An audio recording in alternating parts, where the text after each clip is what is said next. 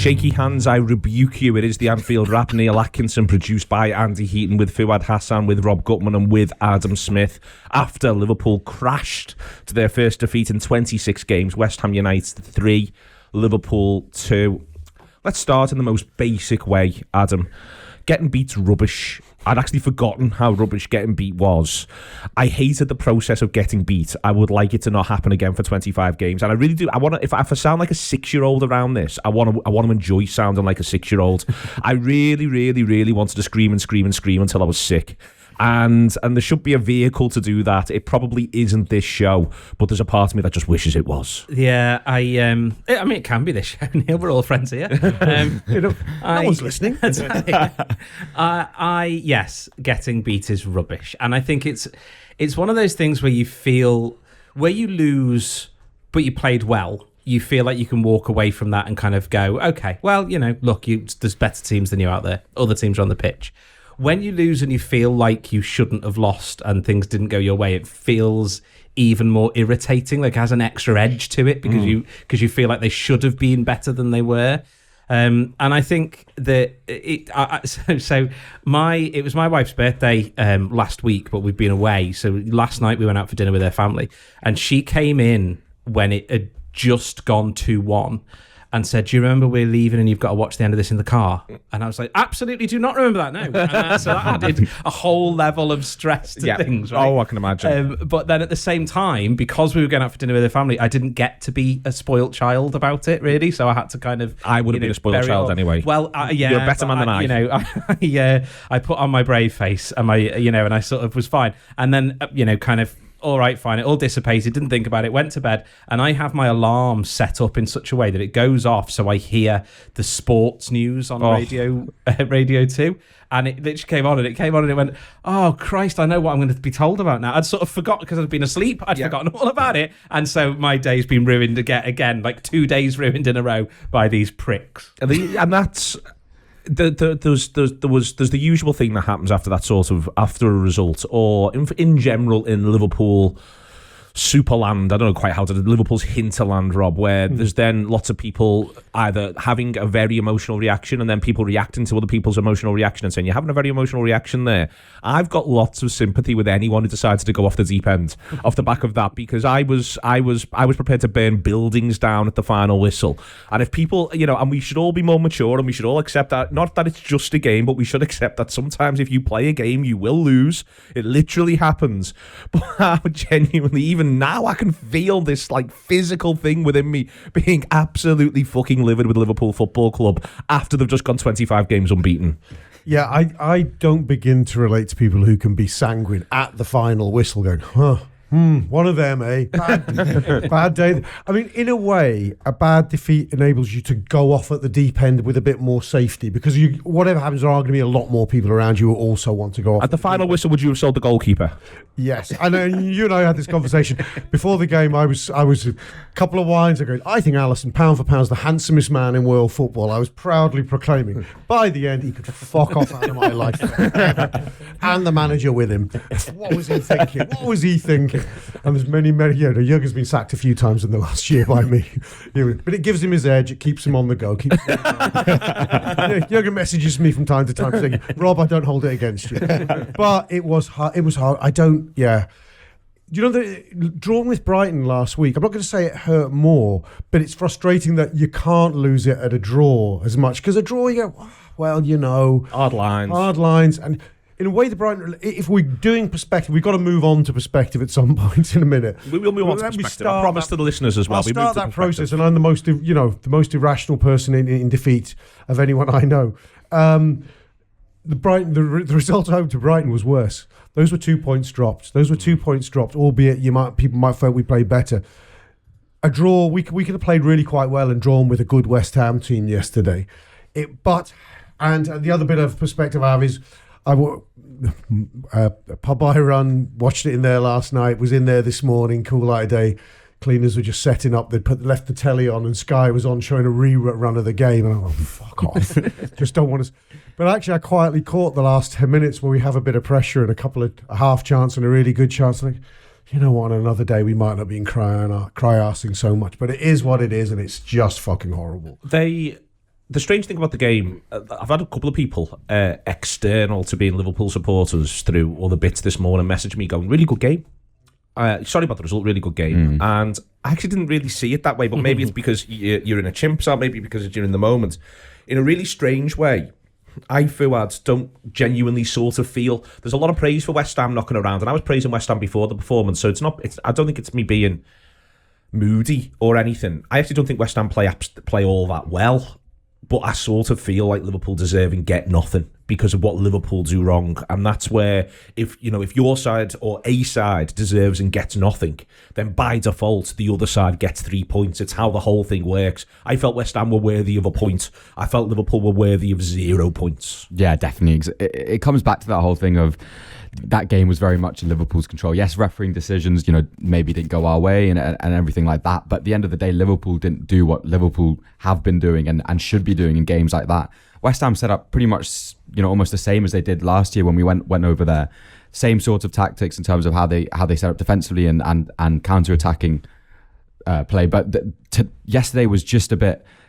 Liverpool just weren't sharp enough. And to say that about this Liverpool team is really odd because we saw on Wednesday how sharp they looked off the back of a disappointing result on Saturday. And it just didn't feel like at any point yesterday that it was gonna happen. There were players that you don't usually associate that with, Fabinho, Matip, that kind of looked a little bit off it, and it looked like that from the first minute all the way to the end when Liverpool did have a period of pressure.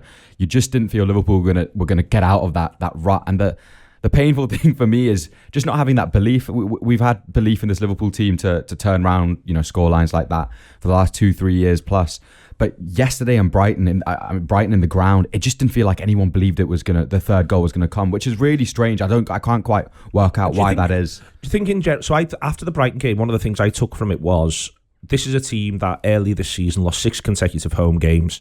Its all-round game went to pieces. Whether or not certain players were on the pitch for part of that is almost separate to a collective whole. For instance, Andy Robertson was, Virgil van Dijk wasn't. But I still feel Fuad a little bit like there may be even off the back of 25 games unbeaten, there may be just a little bit more vulnerable than we think. There may be just a little bit mentally shakier than we've thought. Even when at times during that run they've shown unbelievable mental strength. I do wonder if he's still trying to toughen them back up a little bit. And I think one of the things I didn't see yesterday, and certainly in the key moment around the second goal, was a Liverpool side prepared to be really, really tough, really, really hard, really, really cynical. Yeah, they look a little bit intimidated, didn't they, by the whole occasion, the atmosphere, the opposition players.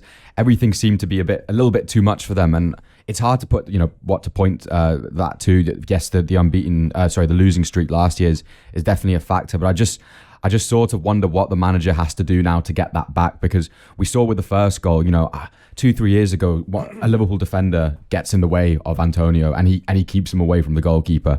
They work out things on the pitch a lot better 2-3 years ago, and it just feels like this season so far there've been enough moments now where it's starting to become a little bit of a worry.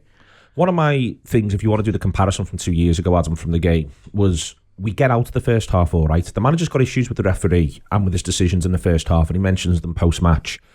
And everything he says is perfectly legitimate. I don't entirely agree, but it's absolutely fine, the points he makes. And if he's thinking that on the sidelines, I'm all right with that as well. But my thing here would be, but we get out of the first half, okay, we're all right at half time. I don't think we're very good at all, bar one good chance for Mane, where he's ultimately unlucky that it's just straight at the keeper. If it's either side, it's in the back of the net. I don't think we're good at all 45 to 67 to when they score. And that's strange in that the Liverpool side that we think of as the Liverpool side, we would often praise the half times. We praise how they come out second 45. And going in to half time, I thought 1-1, fine, take 1-1, get in half time, get a couple of things fixed. Just never quite happens. They never quite create. And then they concede a goal that is just so soft. Yeah, I think it's one of those strange things, isn't it? That look, I am one of those people who thinks, and it is perfectly okay to say there should have been a red card. I personally, I think it was a foul on the goalkeeper. It should have been 0-0, and they should have been down to 10 men after 8 minutes of the game. In which case, it's an entirely different match. It is okay to say that and not be excusing what comes after it. Of course. And I think what it almost feels like the manager was angry with it at half time and was saying to them, "This referee's screwed us a bit here," and they came out but they didn't come out angry. They came out like annoyed, or like. Do you see what I mean? Like the difference between they came out a bit like, it's just not going to quite be our day. It's not going to be our day today. And I think one of the very, very few criticisms I have for this manager is that he's not very good when it comes to taking the referee out of the equation. I don't think this Liverpool team is very good at saying we're getting nothing from this ref, so stop asking for stuff, right? We have it time and again where you see a referee who's giving you absolutely nothing, and players still keep going down for looking for soft free kicks and things. They do that sort of thing where they're not good at saying we need to this guy is not on our side. We need to remove him from the equation and do play to the best of our strengths. And when they came out after half time, they almost played like they were feeling sorry for themselves that the referee had screwed them over twice, and that kind of played out. They didn't, as you say, respond well to going, this is the start of a half where we are on as even. We could very, very easily have gone into the second half still 1-0 down, but we didn't. So they should have gone out and said, we're back to square one, 0-0. This match is anybody's to play for, and we are just as good as they are, if not better than them. There's a strange phenomenon in football. I think I'm only thinking about properly for the first time in this moment, so I may be talking shite. But when you come up against a team like West Ham, they are a tier. I know they're physically above us in the league today, but as Moyes knows and said before the game, they are a tier below us. But when you come up against, and over a season, I think that will be proven the case. But when you come up against them, especially on their own ground, there are two iterations of them you could play. One is the one, if things go right for you early on and you hit your stride, that you could show that gap. But there's another where that gap narrows for that one day only incredibly quickly. We've seen it ourselves do it to rampant Ferguson United teams, quite frankly, and even Wenger teams, Chelsea teams, when we were at that tier below those title challenging teams. Where when we're in an Anfield and suddenly we've got an early goal, the cop got behind the team. Suddenly there was nothing between a team that maybe had won back-to-back titles and us, who had finished 7th or 8th or 6th for the last few years. And when we went to West Ham last year, okay, it was behind closed doors, but they were probably in the similar sort of vein of health, weren't they? I think they'd won matches on the bounce. Yeah. But by not letting them score early, by getting the first footing in the game, we were able to sort of demonstrate the fact of the matter. But the early goal is such a killer. Yeah. And even though we get back into it before half time, the marker has been set down. That crowd have had a good period of time in the game. That team have had a good period of time in the game in keeping us at bay. It was always going to be very, very difficult. The first goal is everything in that game. I mean, we saw it to an extent. Liverpool don't tend to do brilliantly against early goals, I don't think. I mean, bits of it reminded me of Southampton last season, where we can see to that fluky Ings goal early on. Mm-hmm. Yeah, you're right. We could talk about those incidents, and in a way, Liverpool prepared not to concede early on from a set piece. And if we don't get protection for the keeper, I think we're entitled to feel aggrieved by it.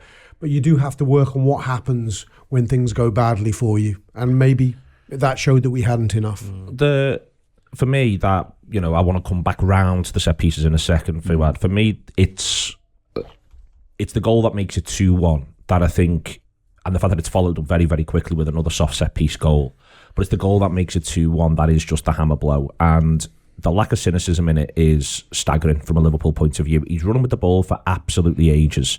Antonio's being a pain. He's almost like a loose horse at the Grand National at that point. And that's what he's doing all the way through. And it works for them. And Fornals runs through. And it's a good passage of play, don't get me wrong. How on earth Jarrod Bowen carries the ball for that long where not one of those Liverpool players, of whom none were on a yellow card, goes and just takes a yellow card is beyond me. Yeah, it's almost criminal, isn't it, that they haven't taken him down? Because Fabinho's lost the ball in the past. Yeah. That's the time you do it. You take the hit. Exactly. It was your fault. Your recompense is you hit the lad, you take the yellow. Exactly. It's been made huge, what Man City sometimes do. But, Fernandinho is hacking him down like there's no tomorrow, and he's taking that yellow card all day long, and that's what should be happening at the situation. Yes, we can also talk about the goalkeeper and everything, but he shouldn't. You can't allow at that level. And West Ham have scored loads of goals like that. But they do break.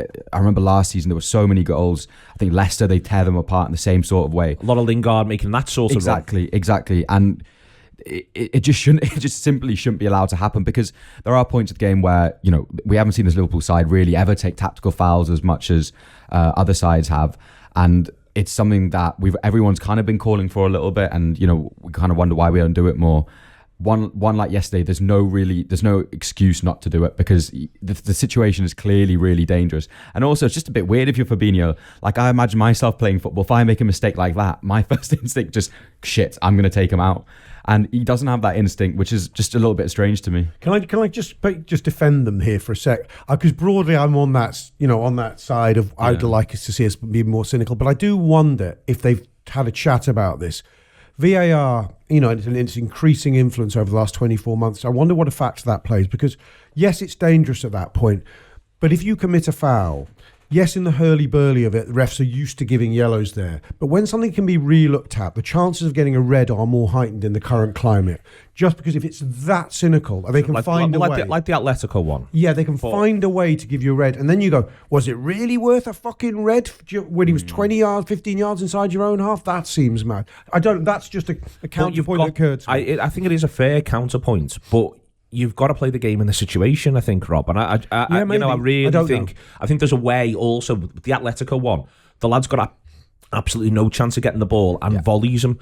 If you pull him back, there was a pullback earlier on that was given on Arnold's where he got a yellow card for it. If you pull him back so it's not violent play or dangerous play, you can do a sheer pull. Or, for me, there's an honest attempt to win the ball that Fabinho can go for, where he's probably not going to win the ball, but it's an honest attempt to win the ball and he clears everything out. And I understand completely this idea of you don't want the VAR thing coming in. You don't want the big eye of God going, well, actually, I think you'll see it's this and this. But there's a middle ground. Let me rephrase this. What does James Milner do? James Milner takes him out and he doesn't get sent off. He's old school. He doesn't even believe VAR exists. He's not having it. James Milner takes him out and he doesn't get sent off. Yeah, and he doesn't get sent off. He's a master of the art, by the way. He is, but he takes him out and he doesn't get sent off. And I think that's when you're watching it. But on this, I want to there's been a lot of talk, not least because for a couple of games, Henderson was toiling a little bit in the position at 6 when we were out of possession. Not when we're in possession, played really, really well. Similarly with Fabinho, I would argue, Adam. But in the same way, I think Fabinho found it really hard against West Ham. I was intrigued by the fact that he was subbed. The midfield structure, what he's asking of them, I think, in the middle of the park, and with all this stuff that's going on with right back, he's not half asking them to be perfect. He's asking them to be so good all the time. And that goal stems just from Fabinho giving a bit of a soft one away, but there is no safety net. They play with no safety net. Yeah, I think I think the midfield thing is really interesting because the manager, he knew he was losing a player, and we can have conversations about Thiago was going to be Wijnaldum's replacement, blah, blah, blah. But he knew he was losing the player, and he knew he was losing the player that he could depend on to be available all the time, basically. And we didn't replace that. And I know you've had conversations on other shows about, you can't have 9 midfielders, etc., etc. But when he asks the midfield to do the amount of work that he asks it to do, you're going to get through players. You're going to get through them like nobody's business because you're asking so much of them. And I have no idea what the midfield plan is at the moment. And I think we saw that in Trent. Trent was basically playing as a midfielder, not a right back.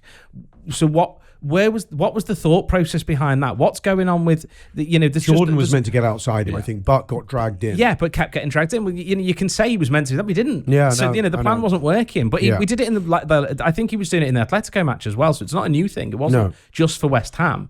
So, but I thought it was more pronounced. It was definitely with Arnold's positioning, and I think you see Jordan try to get out over and over. But then you've got a massive question here, which is who the fuck's playing right back? Yeah. in practical filling the spaces ways, who's playing right back here, lads? When those spaces need to be filled, because someone's got to, and it can't be Mo. If you look at the goals, if you look at the goals against Atletico, there's the vindication of how the system should work. You've got Mo and Henderson overloading, dragging everyone out the middle. Trent suddenly finds himself in Akers twice in an infield De Bruyne midfield position, perfectly positioned to whip one in where there's 3 forwards running in against 2 centre-backs. Goal. That didn't happen against West Ham. And why is the interesting question. But why? So, Mike, I'll come to you on the interesting question then. The interesting question, because for me, what you describe against Atletico, that was interchanging positions. What I saw Liverpool do against West Ham was unbelievably static. Correct. But I refuse to believe that the manager's not got input into this. Liverpool, they weren't interchanging. In fact, I'll come back to you, Adam. They weren't interchanging, I didn't think. No. They were just adopting these positions and staying there. Yeah. But I also... I don't... Where I can't get my head around is... for the last few seasons, we've all been saying Trent is basically De Bruyne at right back. There hasn't been any big thing where we've gone, oh, teams have figured Trent out. So why are we trying to reinvent Trent's position? I don't get it. I don't understand what the thinking is behind it, especially when the midfield, I think the midfield was confused and a little bit lost before this season even, from the start of this season, the midfielders looked a little bit lost and confused. So, but now it's lost and confused with a right back thrown into the middle of it, and Henderson's maybe supposed to be covering him at right back, but he can't because he's getting dragged into fights, and it all just seems a little bit like, why? What's the point? Why have you done it? I think with the Trent thing, I think we've seen it before, haven't we? Just it's probably slightly more subtly in terms of his positioning, and the interchanging is a big thing as well. I think it came down yesterday as simple as the fact that we just lost the ball so much, and we lost the ball in areas and in ways that you can't really do if you're playing like that. You can kind of cope with having Van Dijk as your safety net, if you like, or Matip and Van Dijk as your safety net. But you can't lose the ball in the areas Liverpool lost the ball to, and you have the likes of Bowen and Fornells coming in narrow when they needed to, and really flooding that midfield, and Rice and Souček are a handful themselves. And I just think you can't play that type of football, and you can't have that kind of shape if you don't move it quick enough. The other thing I think, Fuad, is you end up in a situation whether the 6 is Fabinho or the 6 is Henderson, where whoever it is who's playing 6 is responsible for an enormous amount of the pitch. That's what I think is difficult. I think whoever plays 6 at the minute, I think Fabinho yesterday is possibly Liverpool's poorest performer, but I think he has the hardest job on the pitch. Yeah. In the same way that I think when Henderson plays there, Henderson has the hardest job on the pitch, and you've got to mitigate for that when talking about how the players then therefore play. But he does give it away, and he gives it away cheaply a few times. And then the risk of all of this is so great. And I think Adam's point, which, the manager will have an answer to, of course he will, he's not a stupid man. But the question is, if the risk is so great, then what precisely is the reward? Yeah. And this is where it gets a little tricky at times, especially in phases of the game. Can we not just be tight for 15, 20 minutes here at 1-1 not at Upton Park, at the London Stadium, and see where we are on 80, 82 and go from there? But Liverpool don't do that. They keep playing the high-risk, high-reward football, but the reward's got to be greater. No, exactly. And I think Trent's a great example of it in the first half. The amount of times he gave the ball away, and I know playing those balls, it's really hard. Yeah. And when it does come off, it comes off, to great reward, and it's all about precision. But he gave the ball away in a way, if you give the ball away, you want it to go out for a goal kick, or you want it to go out for a throw in down by the corner flag. Get your shape back. Exactly. You play that ball to Salah, and you can get your shape back. But these were balls that are being intercepted in the midfield, and within one ball, you're kind of straight across the transition. And, if you play on the transition against this Liverpool shape, especially with Fabinho, Henderson looking as almost leggy from the beginning as they did, you're going to be in for trouble. For me, Rob, we're doing something that's similar. I watched City United, or I watched the first half of City United, which were all the bits of City United you needed to watch. And City do a lot of what we're describing as Liverpool trying to do here. But the difference for me is that City's blanket doesn't include a front three. So City have got players filling in these gaps, taking up unorthodox positions. Cancelo is a great example of an absolutely berserk fullback who's doing all sorts of crazy stuff, making it happen, coming really inverted, really narrow, playing like a playmaker. But the point is that City haven't also got 3 lads who are trying to score. Everyone's a centre mid. If you they're playing 3 false nines. Yeah, Bernardo Silva plays left back sometimes. They're and Guardiola said afterwards. It was Foden's interview I watched after the game. Foden said, me and Gabby, referring to Jesus, were told to pin down the fullbacks. So they were asked to be effectively defensive wide midfielders against attacking fullbacks, which is brilliant and nuts, I have to say, on Pep's part. But what that does is demand that then two at least, but maybe 3 centre mids have got to become effectively false nines to flood the box. That's what was going on there. But I thought Liverpool's game plan was to play. There was a period in the first half, even though we were behind and West Ham were confident I had something to defend, I thought you could see our game plan, and I quite liked it. We were playing a lot of vertical passes. So the idea was they played Declan Rice and Souček as like another pair of centre-backs in front of their centre-backs. So our idea was to vertically pass very quickly into our forwards' feet just to isolate their actual centre-backs. And what it happened then, I thought, was Salah and Mane in particular were very, very narrow. And I think this is what ended up with us having to abandon the flanks because we got caught between two strategies. I think what also plays into it, which you've all touched upon, is Liverpool aren't getting great results on average, I think, after big European midweek matches. And I think the legs on Henderson and Fabinho weren't there. It felt like we were watching Liverpool through sort of a smoky lens, like we did against City. I know it's a better opponent. It wasn't quite there. The energy. I mean, this is another week with a batch of games where we make virtually no changes. The only change was a fullback.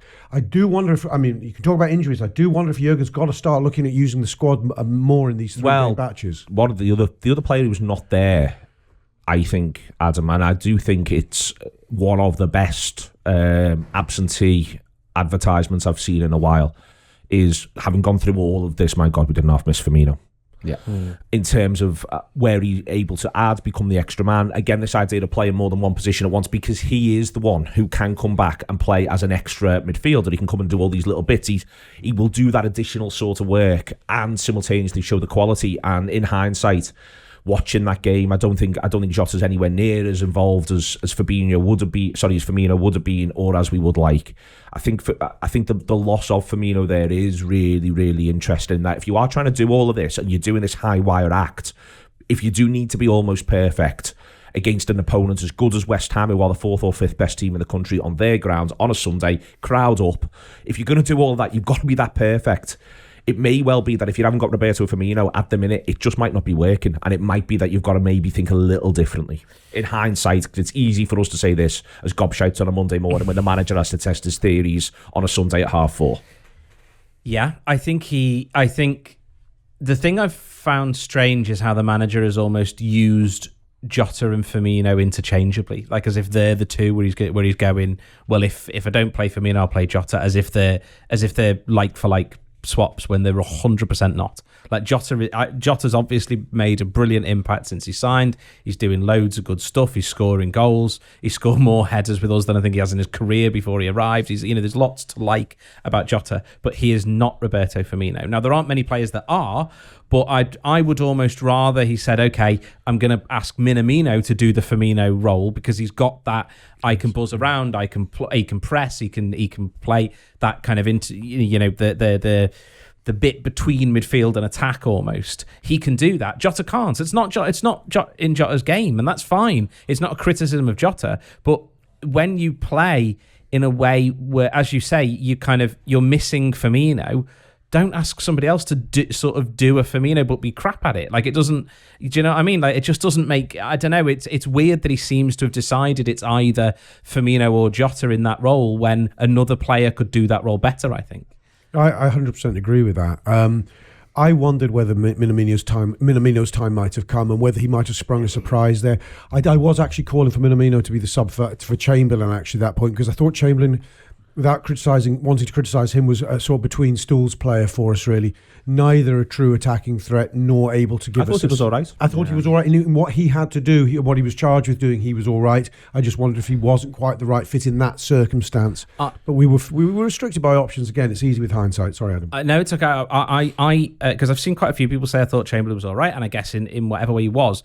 I saw something from Graham Kelly on Twitter. Now, Andrew Beasley might listen to the show and say, Adam, you're chatting absolute nonsense. But Graham Kelly said that by half-time, Oxlade-Chamberlain had 0 successful dribbles and gave the ball away 9 times. So when Fuad was talking before about giving the ball away, Chamberlain does that, and he does it in a really dangerous position every time. Now, 9 times in 45 minutes is a lot. Now, as I say, that might prove to be nonsensical stats, but that's what I've read on when I was looking through my Twitter timeline last night. That's not good. Like in the way that we're playing and the job that he's being asked to do, especially because with Oxlade-Chamberlain the last few matches, when he's given the ball away, he's given it away in such an easy way, and he's not being like pressed or anything. He's just passed it to them. But I thought that he was the one who was charged with trying to spare us on, not dissimilar to how Thiago comes on and literally gives it away 4 times for his first 5 touches, which was, remarkable in lots of senses. It was like he wanted to come off and start again, didn't he? Yeah, like for a man who's such a sumptuous footballer, it was literally like he'd not seen a footy before. What's this thing? It bounces. This is strange. Yeah. But I wonder if that's because we're trying to, and this is back to though all within this conversation, I feel like everything becomes a bit of a clash, and that's why I think this is a difficult game to talk about and why it was so annoying. Like, I'm absolutely fine to come up against that West Ham team with the way it's set up and say, you know what we're going to do is we're going to continually force the issue. But the flip side of that is, if you're going to continually force the issue, then you've got to accept you're then going to give it away. If you then accept that you're going to give it away, you've then got to make sure you're not really, really soft in transitions. And I don't know, maybe tactically foul if it feels like they're going to get in. You know, all of these things end up being at each other's throat, if you sort of see what I mean. And that's where that's why I do think it is a difficult game. And the big thing for me is you're not obliged to do almost anything Liverpool do during the match.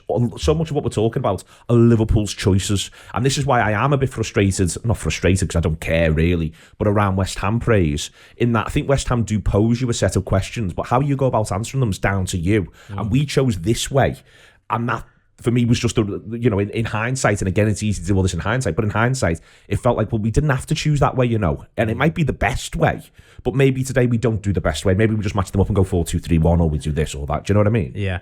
And I think, look, I think that's maybe something that we've seen a little bit from Klopp is a slight fault, is that maybe he's not great at saying, let's not do the perfect performance, let's do the performance that's going to win. Like, he doesn't necessarily do that all the time, and sometimes you kind of think, why are you doing that? And there were quite a few decisions, I think, yesterday where you look at going, but there's too many things, we're carrying too many situations here. And I think one, like the perfect example for me is Andrew Robertson. We know he loves him, but he's not playing well. He has not been playing well for quite a while, and it looks like fatigue, and it's not the sort of fatigue where it's okay, I gave him the midweek off and he's going to feel better about it. He needs like a couple of weeks rest. And the other lad has done really well in left back, so play him for a while, but he doesn't seem to want to, because he's like, the perfect team has Robertson at left back. I felt sorry for Andy Robbo first half, to be honest. And I'm not going to take total issue with you there, but Watford the other week, when everyone was getting praised, rightly so, we had a great performance, most scores a worldie again. But I thought Andy Robbo was sensational that day, one of a high watermark performance. Okay, it's against Watford, but he wasn't on Danny Rose's side, so, But notwithstanding that, Andy Robbo was pushing on, finding space, getting into positions. The crosses weren't quite there. There were a lot of blind pullbacks, but I do feel he was on his own. There was the narrowness thing. Okay, Trent was totally tucked in on his side, but Robbo had almost nobody going with him. That's the number of times I thought, there's no triangles for him to play with here. He's got to bomb on and get that crossing, because there's literally no option for him there. I felt sorry for him. That's first half in particular. But I thought that was West Ham saying, he's not playing well, just keep giving it to Robbo. It felt like they were sort of deliberately saying, give him loads of space because he's not playing well, and he's taken two or three touches where previously he'd take one. Because he's not in good form. He was getting in behind them, though. That can't be a game plan. It's not that. It's but I think he was getting behind them, but then he was crap once he got in behind them. I think he played one good ball in the whole 90 minutes. So that's because I think West Ham were going, he's not playing well, don't worry about it. Like, if we've got to give Liverpool some space somewhere, give it to Robertson. I thought it was a Firmino-shaped hole. I was about to say, I think he was passing to Firmino. Yeah, Firmino. But again, I know, but that's brainless, isn't it? Because believe it or not, he went on the fucking pitch. Exactly, but he's got Manny. But I think this is the sort of the learned behaviours of, he was playing the ball to where Firmino arrives onto it. Jota doesn't do that. Jota wants to make a dart to either post and see what he can win in the air. Correct. Go up against the centre halves. Mo's going to come in from the back post and see what he can sort out there. And Mane's going to go near post. And basically, I was thinking he's putting that into an area there, so therefore it either becomes, so it's Chamberlain to go and get onto the end of that, or it's someone's got to behave a little bit differently, and that's go on. I just think on that whole thing with Robertson, a lot of it depends on how quickly the ball gets moved to that side, and that's what creates the space at the end of the day. Yes, he can make the runs and everything, but when Liverpool do play well for that little period in the first half, the ball is coming down that side very quickly, and yes, his final delivery isn't great, but you need to create that over and over again. Liverpool had to be quicker in the midfield and switching from left to right or right to left.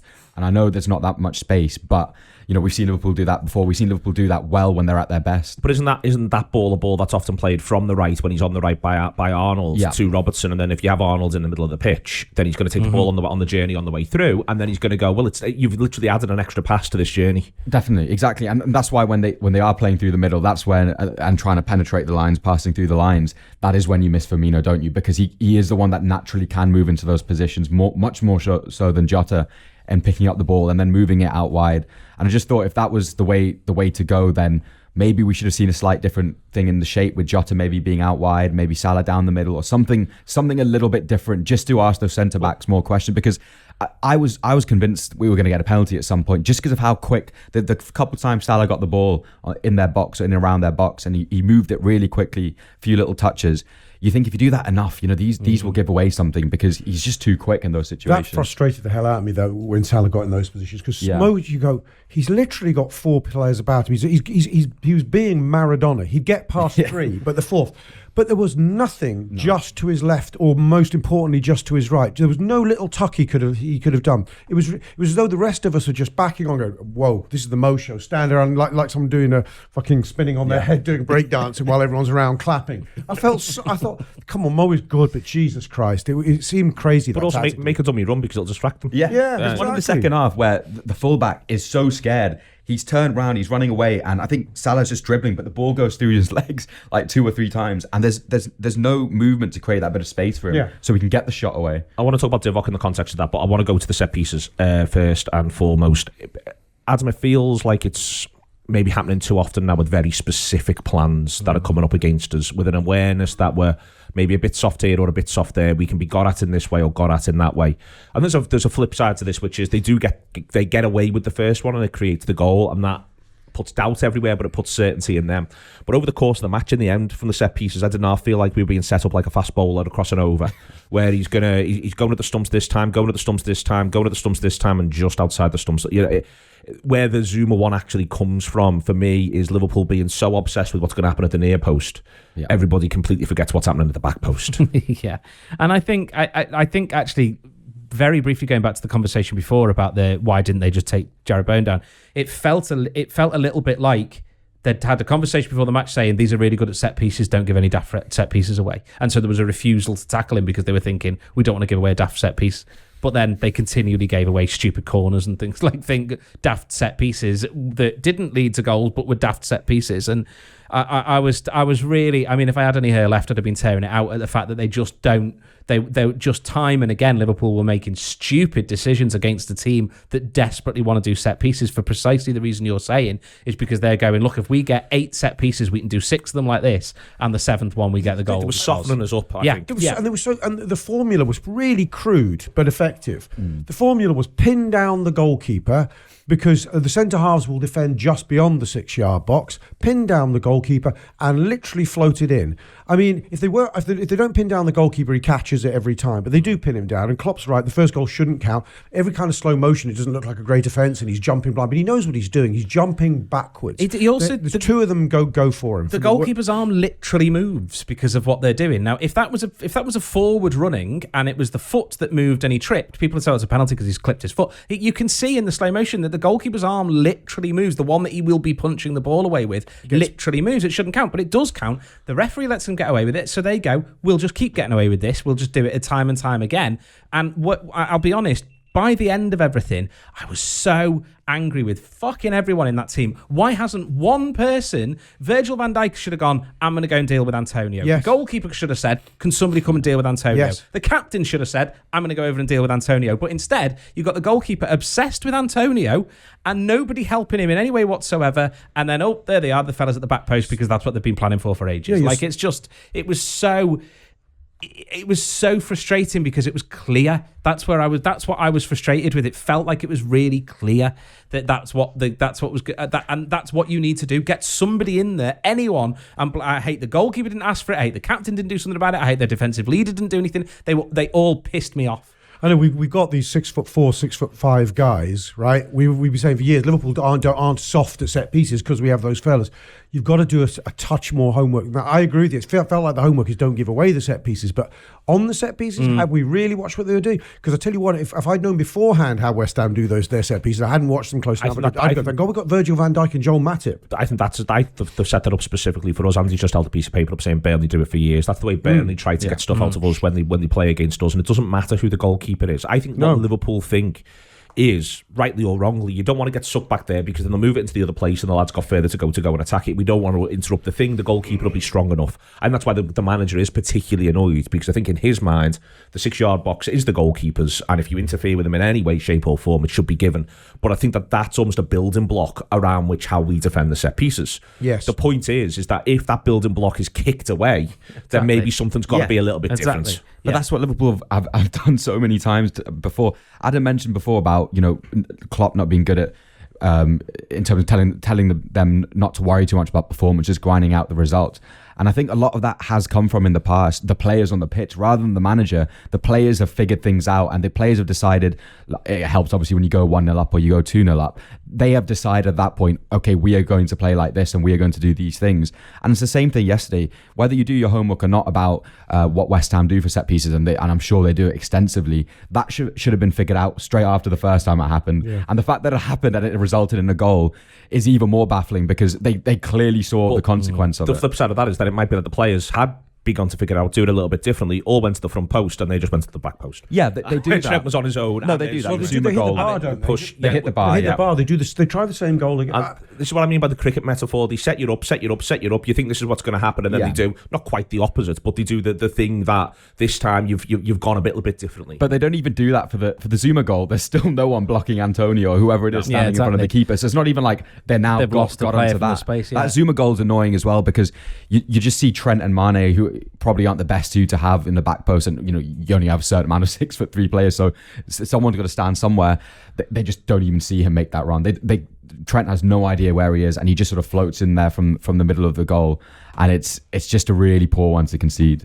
My biggest takeaway whenever I see Liverpool conceding goals like that from set pieces, apart from the annoyance that it's happened, I think, why can't we just do that? Yeah. Can we not put our two big grocks on their keeper and just, because we've got players who can float one in. We do that against some. So when we play Leeds, we do that against the scruff of a goalkeeper. So we are prepared to do it. Okay. I think Firmino's important in that as well, because he is a little bit bigger as well, and he does offer that. So I feel like I've seen him block off keepers before, just stand in the way a little bit. Yeah.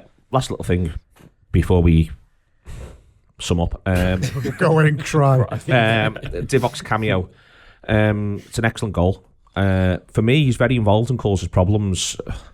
Again, you've got to not. We need to remember throughout all of this, we get to talk with hindsight and a manager doesn't. But you sort of forget how imposing he can be. Not least because he himself, Rob, at times doesn't impose enough. But I thought he came on, and Dawson did not want to have any part of this all the way through. And I thought that was because I think the injury in the end helps them, because Ogbonna goes off. Zuma, who I think is an excellent and much underrated player, goes to Salah's side, so he's closer to Salah. I think Ogbonna's nowhere near in Zuma's class. Dawson then comes on. Dawson, I don't think is in Zuma's class either. But when we begin to get at Dawson, which is what Divock does, they suddenly looked really, really ropey, I thought.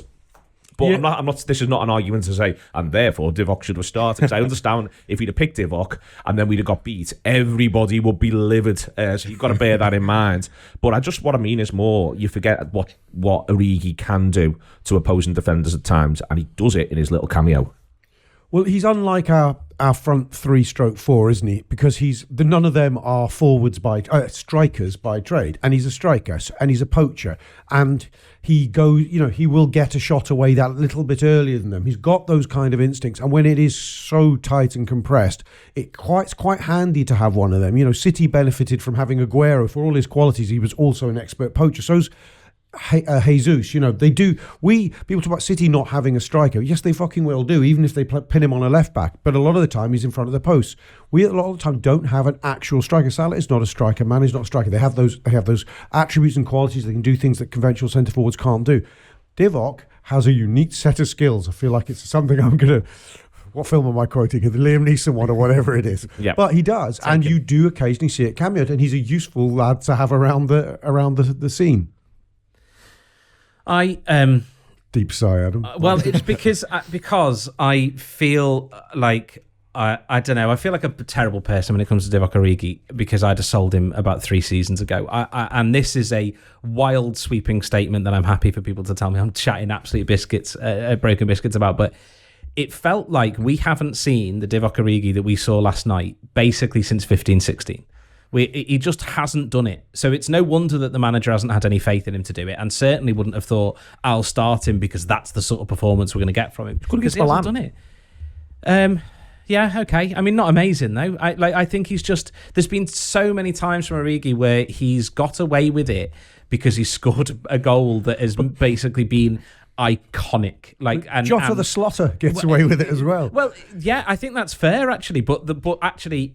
He slots much more regularly. Yeah, I'd say he slots more regularly. A lot of slotting. The thing with it, I mean, Origi, the big thing, the quintessential Origi for me is the Champions League final, where he is rubbish. Like, he is abysmal in that final. He doesn't make a single pass when he comes on. He is one of the worst individual performances I've ever seen from a player when he comes on. How long is he on the pitch for that? I don't know. I 25 minutes. Yeah, never watched it back. Just for me, injured. Abysmal, and yet scores the goal which we'd all build a statue for him for, right? Yeah. So I can understand why, from the manager's point of view, he's like, sometimes he scores those goals, but the rest of the time he's really not very good, But I completely agree with you. He was brilliant when he came on. He really was. He did exactly what you want a player like him to do. But I 100% understand why the manager doesn't turn around to him very often, because he doesn't do it enough. I'm not with that 100%. I just think it's this. Maybe he could have been of use a little earlier with the way in which the match was going. Not just in the when he does Chamberlain for Thiago, is there an argument to then be thinking about? And again, all of us would have gone in a Thiago-ish direction, but maybe the idea of Divock being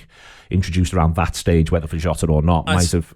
I agree completely, but I suppose my point is that the manager's probably doesn't know that he's going to get that performance. Oh no, of course he doesn't. The manager's probably sitting there thinking, we're giving the ball away loads anyway, I don't want to give away more. But you don't know that. The one thing I would say is that I think that's true of all subs. If you sort of I think all subs have that element of, no matter how, you could bring Messi on, and Messi could stink the gaff out when he comes on as a sub, because it takes everyone a bit of time to get to the pace of it all, as happens with Thiago. I'm just, I'm intrigued by it. Okay. We could have nicked a draw for him. It's a miss by his standards there, Mane, at the end. He can also go at it with his feet.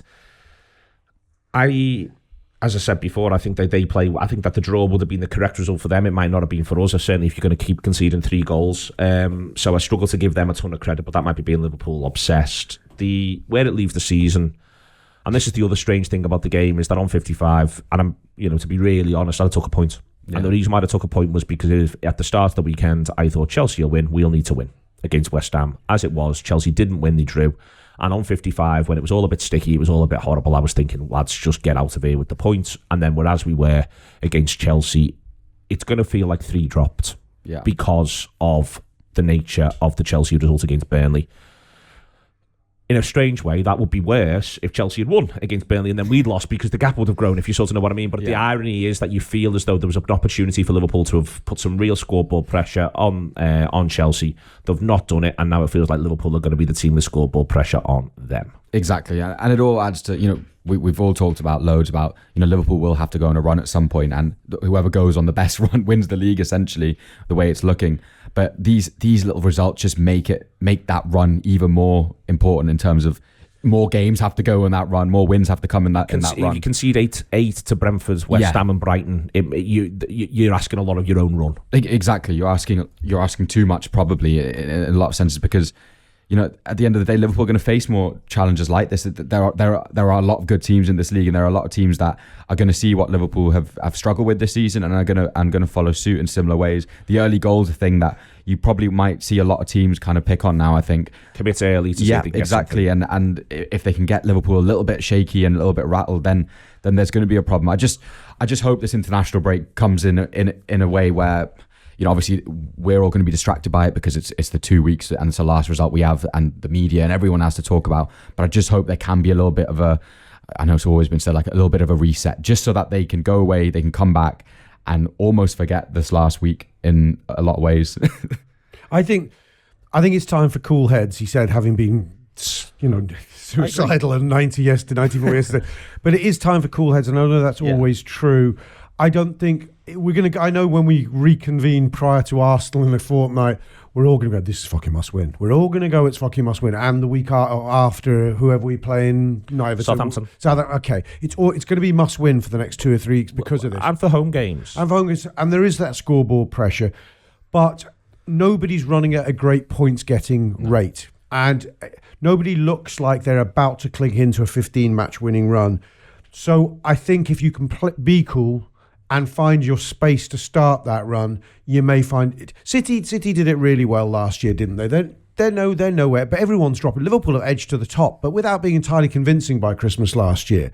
But look like Drew 4 out of 7. Yeah, but have a nice big win. Got 2 or 3 points clear at Christmas. Yeah, it's Liverpool. City aren't doing it, but it just took the likes of Liverpool to drop off a touch, for City just to hit their stride, and there you go. So I don't even Arsenal. Even I can see a disappointing home draw or whatever against a resurgent Arsenal.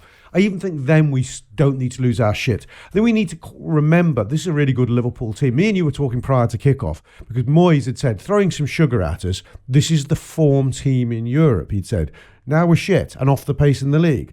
Well, his justification for saying the form team in Europe is we'd won 4 out of 4 tough Champions League games and had only dropped points in, 3 league games prior to yesterday. And we're on the back of a good run at the end of last season. We're not, somebody might have edged ahead of us now as the form team in Europe, but we're not suddenly shit. We're still the team that won 5-0 at Old Trafford, 5-1 in Porto, 5-0 at Watford, beat Atletico Madrid, the champions of Spain, home and away. We are still very much that side. And it's not like we're flaky like we were last season, like losing 7-2 at Villa, losing a shitload of home games. This feels slightly different because a lot of these games where we've dropped points could have gone our way. And of the games where we did get points, they were emphatic. The games, that's to me both the concern, but it's also where the potential benefit is. They should beat Brighton. They should see it out against Brentford. To even against West Ham there at 1-1, they should come out second half and be better. For me, this is the what's the metaphor I'm looking for really, because it's not tightrope for once. Normally it is. Sorry for being boring. This is the aspect of this which, if Liverpool fall one way or the other, Adam, I think it's what's going to define the season. They're either going to find ways to, in these games where they are put in positions or have opportunities, find ways to turn those into victories, or they're going to find that inconsistency is going to continue and maybe even worsen a little bit, and that's how the season's going to run. But for me, that's the position, and that's the challenge now for the manager. Talking about the reset, he's the one who gets 2 weeks. He's the one who, with his analysts, they get to look at everything. They can watch every game back, and I'm sure they're watching stuff back today. They're the ones who get to have a big think about this and say, this is how we ensure Brentford, Brighton, West Ham doesn't happen again. I think that is... I honestly don't think it's an exaggeration to say it's season defining what happens next, because I thought after Brentford it felt like the sort of thing where, okay, the manager will go away and figure this out, like he did in I keep going back to that Tottenham game, where we get battered by Tottenham and we all think, God, the defence is a nightmare, what's going to happen? And the manager goes away, figures it out, and we're brilliant in the run after that. I thought that had happened after Brentford, and it didn't. I thought that had happened after Brighton, and it hasn't. It needs to happen now, and he's got 2 weeks to kind of make that happen. And I actually think Moyes is still telling the truth when he said that we were the form team in Europe, because we are, but we're not the form team in the Premier League, because we keep dropping too many stupid points, and we're dropping them from winning positions. That's where I'm most annoyed. We took the lead against Man City, drew. We took the lead against Brentford, drew. Took the lead against Brighton, drew. That is not a title-winning team doing that sort of thing, and that's what the manager needs to figure out, how to get us back to being the team where if we go ahead, a team goes up, we've lost this then because we're not getting back into this game. I do think we're prone to think that what happens in October, November is a harbinger of exactly how you'll be performing in April, May, though. And it wasn't in 18-19. No, it doesn't. It can be if you go. Wow, look, we're still conceding goals. It doesn't have to be that. So you see many seasons where there's just a flaky month, and I'm not sure whether it's working it out or whether it's just regaining concentration. I also think the way we concede the goals and the way the games go in those games you've cited aren't necessarily the same thing. Brentford is a sort of a wild game, really. I'm not sure West Ham was. In some respects, it's a game of few chances. And, their chances and their goals are... the ones we'd say they have something of an expected goals are there for 3 set pieces, of which they score 2. They score 1 on the counter, and I think they get another one which snuffed out on the counter. But it doesn't feel quite as yo-yoing. It's a very low XG game. Yes, it doesn't feel quite as yo-yoing. On the Anfield Wrap. The shape, sorry. But it doesn't feel quite as yo-yoing as Brentford to me. And Brentford's also one where I think we could have won 5-2. I don't think we're ever winning that because I think Salah scores at 4-2. We're then probably back in maybe 6-2. Something crazy then happens and we smash them. Was that yesterday? Yesterday could have been a 2-1 game. I think if Sadio bags just after half time, it's possibly a 2-1 game. We regain our composure. Fuad to finishes. I think a big thing for him is the midfield. I think he's probably a lot of his conversations are around that. Because we can talk about having midfielders available, but there has to be a very specific blend of midfielders available, and you need certain people to be able to play with other certain people. And we saw that, Brighton epitomised that really, that the mix was just wrong. Individually, all great players and all have a role to play in different games, but together it just didn't quite work. And I think that game might worry him more than what we saw yesterday, and just in the fact that the second half performance was so bad and it was so out of control almost.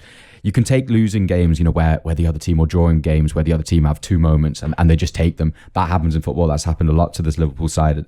But the performance aspect of it has to be different. Things that are in Liverpool's control and the control of football matches. I always think back to that 2-0 against Sheffield United when we win the league over Christmas, and the way Chris Wilder talked about Liverpool after that.